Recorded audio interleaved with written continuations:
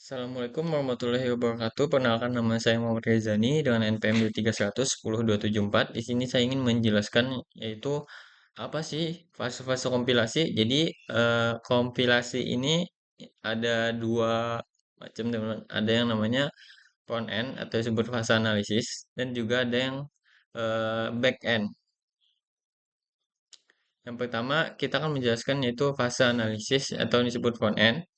Di sini analisis yang pertama ada scanner. Di dalam font ini ada scanner atau yang disebut analisis leksikal, yaitu apa? Untuk membaca kode kita huruf per huruf, lalu mengelompokkannya menjadi potong-potongan yang bermakna. Contohnya, kita ada sebuah kode integer x sama dengan 10 titik koma. Jadi, dari kode ini kita scanner atau kita pisah-pisah lagi menjadi potong-potongan bermakna menjadi integer, koma, x, koma, sama dengan koma, 10, koma, dan titik simbol. Jadi yang awalnya kode ini saling menyatu, satu kesatuan, jadi kita pisah yang mana integer eh, itu kata kunci, x itu masuk ke dalam variabel, sama dengan operator 10 angka, titik koma dan simbol. Jadi kodenya yang integer x sama dengan 10 titik koma ini kita scanner atau kita pisah-pisah menjadi potongan-potongan gitu. Intinya memecah kode menjadi token. Nah, ketika sudah dipisah itu akan menjadi namanya berubah menjadi token. Yang kode tadi itu ketika dipisah itu menjadi token. Tuh, lanjut. Yang kedua ada analisis sintaksis atau parser, yaitu untuk memeriksa apakah token-token dari kode-kode kita tadi, apakah sudah benar sesuai dengan aturan bahasa pemrograman yang akan kita tuju atau bahasa pemrograman yang kita pakai nanti. Contohnya di sini ada yang benar nih. Yang benar itu adalah if dalam kurung x lebih dari 5 tutup kurung, lalu buka kurung titik-titik tutup kurung. Jadi ketika yang salah ini if sama dengan if x kurang lebih dari 5 buka kurung tutup kurung, yang salahnya adalah dia kode ini tidak ada kurung tanda tanda kurungnya. Jadi dia kurang tanda kurung gitu. Yang harusnya ada kurung ini malah tidak ada tanda kurung. Jadi eh, sintaksis ini memeriksa lagi apakah token-token yang kita pisah tadi sesuai, nggak ada yang kurang, lengkap gitu. Intinya mengecek tata bahasa pemrogramannya sesuai atau sesuai aturan atau tidak. Lanjut, analisis semantik.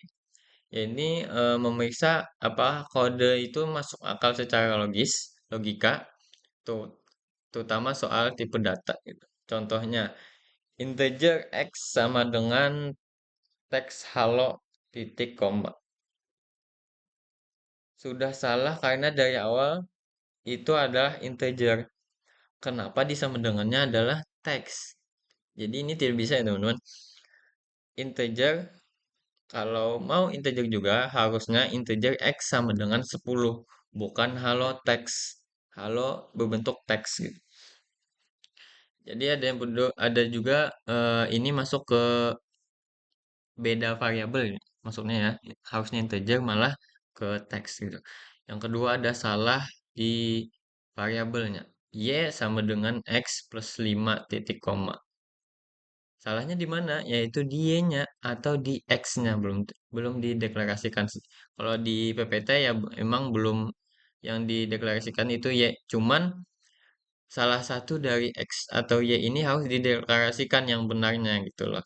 Entah Y ataupun X. Jadi kalau program itu jalan, dia akan dia itu menghitung jadinya. Bukan menghitung sih.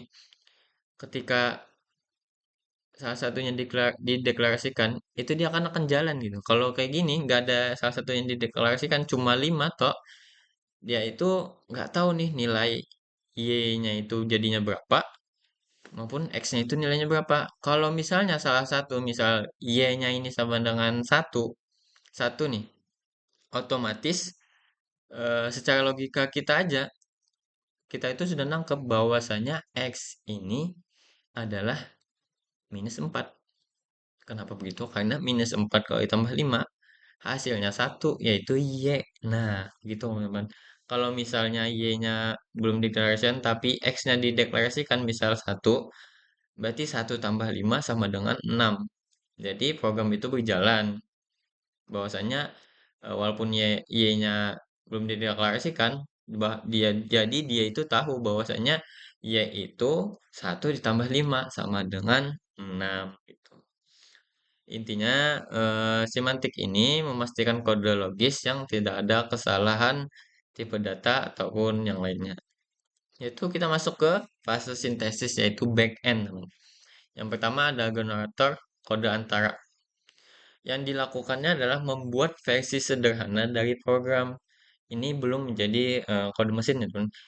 Kalau di sistem, kalau di matematika itu ada pecahan, ada soal menyederhanakan pecahan. Ada pecahan, disederhanakan lagi. Mungkin analogikanya seperti persis seperti itulah. Jadi contohnya ada kode t-access code, t-address code, yaitu x sama dengan y plus z menjadi t1 sama dengan y plus z titik koma x sama dengan t1. Kenapa gini? Dia masuknya ke mungkin nggak mungkin. Ini secara secara pandangan kita bahwasanya dari kode x sama dengan y plus z ini diubahnya menjadi atau dipisahnya menjadi dua bagian yaitu t1 sama dengan y plus z dan x sama dengan T1. Gunanya apa? Yaitu untuk membuat bentuk perantaranya yang lebih mudah untuk diproses. Yang kedua, optimasi code. Jadi optimasi code ini adalah membuat kodenya itu lebih efisien, lebih cepat, lebih hemat tanpa mengubah hasil akhir. Hasil akhirnya sama, cuman dioptimasi atau di efisiensi lagi bentuk kodenya. Contoh, X sama dengan 5 tambah 3. Y sama dengan X pangkat 2. Hmm. Ketika kode ini kita efisiensi, kita hitung saja bahwasanya kan ini ada dua nih, ada dua code yang X sama dengan 8, Y sama dengan 16. Karena apa? Karena kita sudah bisa menghitung sendiri gitu loh bahwasanya X ini 5 tambah 8. Jadi kalau 5 tambah 8 sama dengan 5 tambah 3 sama dengan 8, ya udah kita tulis aja X sama dengan 8 dan Y X-nya pangkat 2 yaitu 16 karena X-nya tadi tuh 8, 8 pangkat 2, 8 kali 2, 8, 8 pangkat 2. Sorry, 8 kali 2 jadi 16. Nah, kenapa? Supaya program itu tidak menjalankan 5 plus 3 lagi, habis itu X kali 2 lagi. Jadi itu mempermudah atau mempercepat program itu berjalan gitu. Ketiga ada generator kode akhirnya. Jadi menerjemahkan kode yang sudah dioptimisasi tadi ke bahasa mesin. Yang tadinya belum ke bahasa mesin, jadi disinilah akhir dari dari tahapan dari tahapan kode ini.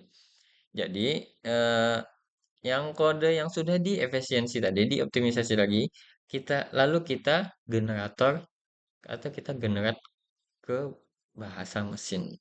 Hasilnya bisa kode assembly atau instruksi mesin sesuai prosesornya, misalnya Intel atau ARM lah, yaitu menghasilkan kode mesin yang siap dijalankan komputer. Jadi awalnya efisiensi tadi mungkin kode dari efisiensi dari kode eh, apa?